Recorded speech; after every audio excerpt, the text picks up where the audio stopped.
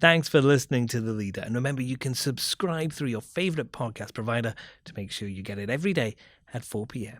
Now, from the Evening Standard in London, this is The Leader. Evening Standard, it's your Evening Standard.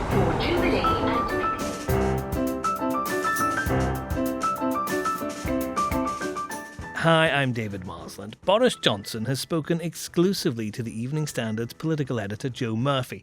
How is the PM handling the pressure of this extraordinary election? He is what you would say focused. In fact, I'd say that he was the most disciplined I've seen him for quite a few years. We'll speak to Joe about that and Mr Johnson's plans for the first 100 days. Also, a huge property fund's banned withdrawals and blamed Brexit. And the blame for all this is the government in the end, because you've seen 1 year of social protest in France. It's not just London facing a rail strike. Paris is all but paralysed by one that's also affecting the Eurostar. We speak to a Parisian affected.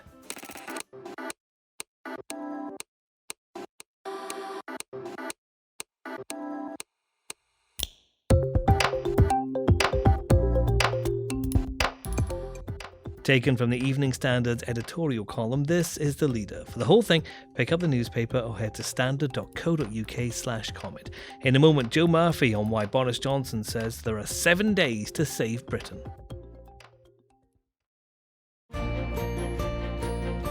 There are 7 days until election time, with polls showing an average of a 10-point lead for the Conservatives. It seems like a good idea to sit down with Boris Johnson and listen to what he has planned. Our political editor Joe Murphy's done just that, and we'll hear from him in a moment. First, here's what our editorial column makes of what the current and possibly continuing PM has to say. Sometimes elections can be hyped too far, but not this one. In a week, Britain's future will be decided. Will Brexit happen? Will large parts of our industry be nationalised? Will spending soar and debt get out of control? Will the union of the United Kingdom survive? For many voters, this has been a worrying and unhappy election contest. So we welcome Boris Johnson's positive words in his interview with the Evening Standard today. He's ending the campaign by trying to appeal to wavering voters, by promising a Conservative manifesto, which, were it not for Brexit, would see his party rooted firmly in the mainstream of politics. He says he does not want the next parliament to be dominated by Brexit. That is wishful thinking. Next week, the country gets to decide whether a leader who helped divide the nation can bring it back together. Joe's in our Westminster office. You met with Boris Johnson. It's been very much a rollercoaster campaign. How did he seem?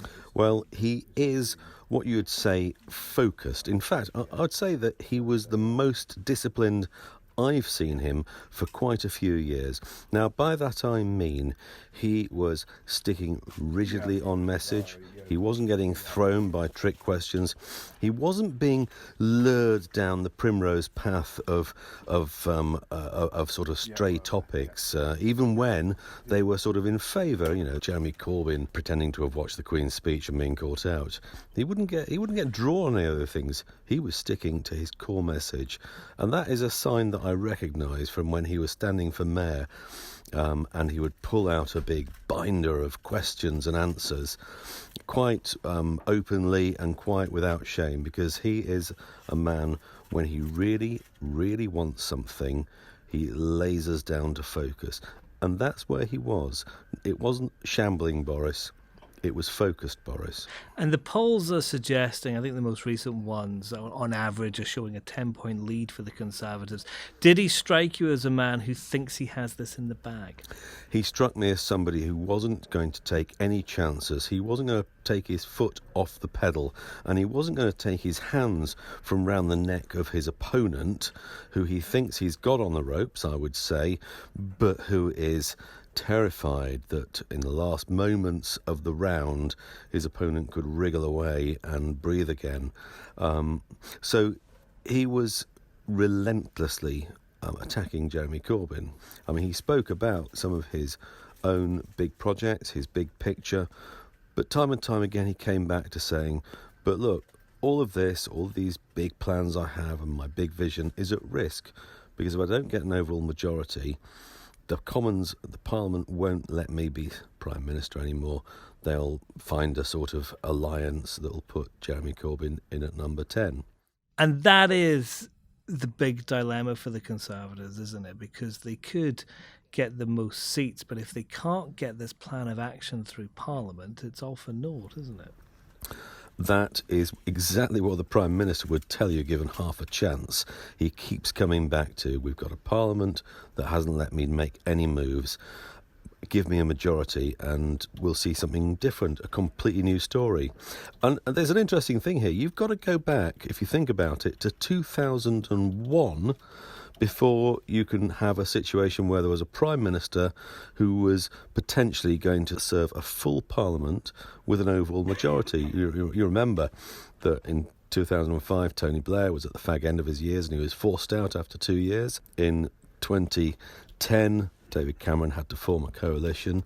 In 2015, he had a majority, a good majority, but unfortunately the referendum brought all that to a close. And then in 2017, Theresa May got a hung parliament again, and it was all an utter disaster. So you've got 18 years that this country has had false starts, and Johnson's appeal, what he feels is his main appeal, especially to Londoners where people are divided on Brexit, is the promise that, well, a government that actually can make decisions and be held accountable has got to be an improvement on a series of governments that have got flat tyres and broken down engines from time to time.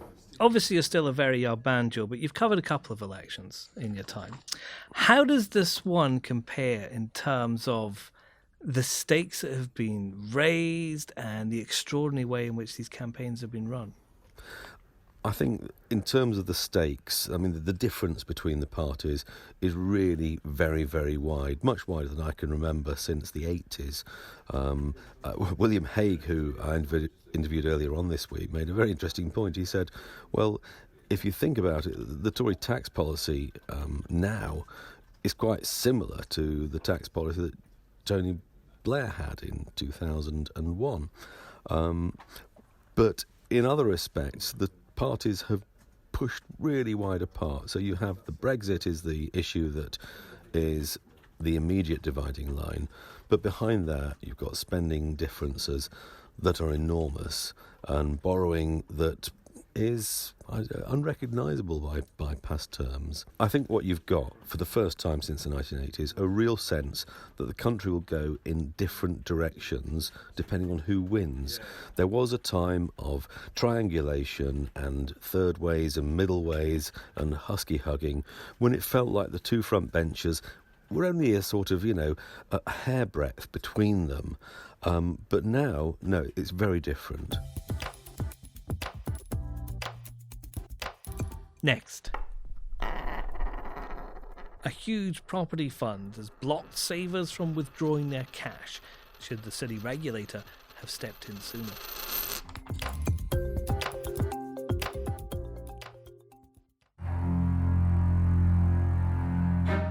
The city regulator is facing a storm of criticism for failing to beef up its rules after M&G, one of the country's biggest property funds, said it was temporarily suspending dealing in its shares. The group, which owns buildings like the Riverside Retail Park in Chelmsford, has blocked savers from withdrawing their cash after it could not sell buildings fast enough to meet redemption requests. Our editorial column says the excuse given, Brexit, is a flimsy one. Investors in M&G's £2.5 billion property fund are horrified to find that their cash has been frozen. M&G can't sell assets quickly enough and blames Brexit for slowing down the market. It's a bad excuse.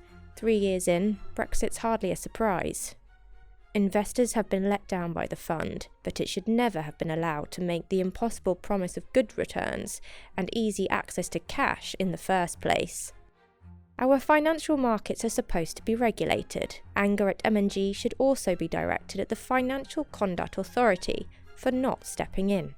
Now, in London, a 27-day RMT union rail strike and 4 underground services being hit by delays can't stop the city from moving.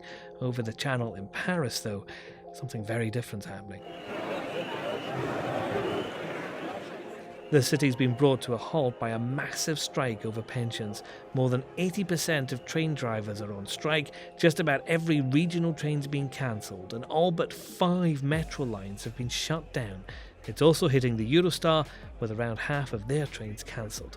Antoinne Metten is in Paris and joins me now.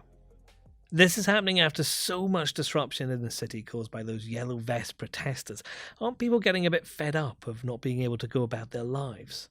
More than half of people are actually supporting Yellow Vests, and they're not that affected by them because it's just about not going to the Champs-Élysées or any very touristic and commercial place in the city. People that are most affected by the Yellow Vests, I think, are the owner of these places in these very touristic and commercial neighborhoods in Paris. So tourists and maybe, let's say, those exploiting these places in Paris. So really, I think that generally, like the generally French people, they are more supportive of the Yellow Vest because they are protesting for important things for them, for everybody, for all the society actually. So I think there are more supporters actually.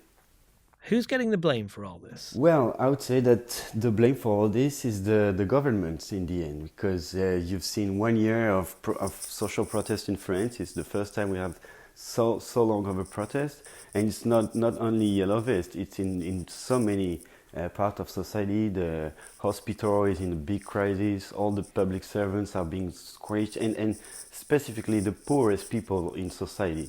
The ones that are not working with low wages, who are the ones that will be affected by this reform, against which is the protest today.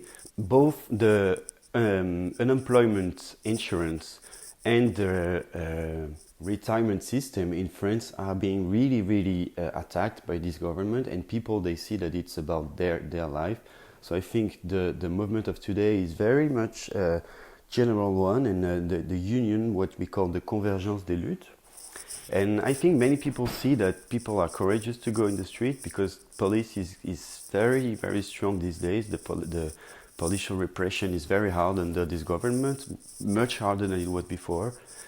So people that are going today in the streets, they are really fearing for themselves, and I'd say it's the first time for a long time that in France you've got fear to go to protest.